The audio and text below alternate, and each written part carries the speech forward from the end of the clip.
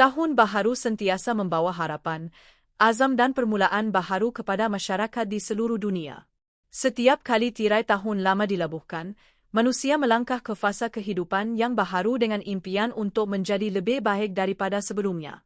Tahun 2026, 2027 dan 2028 dijangka menjadi tempoh penting yang penuh dengan cabaran serta peluang dalam pelbagai aspek kehidupan.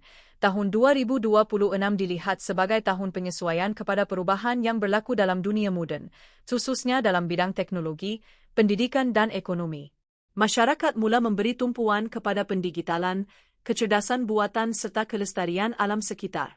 Pada peringkat individu, ramai menjadikan tahun ini sebagai masa untuk memperbaiki disiplin diri, meningkatkan kemahiran dan memperkukuhkan hubungan kekeluargaan. Memasuki tahun 2027, usaha yang dimulakan pada tahun sebelumnya dijangka membuahkan hasil.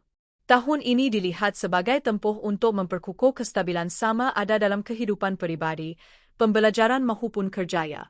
Nilai seperti kerjasama, toleransi dan tanggungjawab sosial semakin ditekankan bagi mewujudkan masyarakat yang harmoni dan seimbang. Tahun 2028 pula membawa aspirasi yang lebih besar ke arah inovasi dan masa depan yang mempan.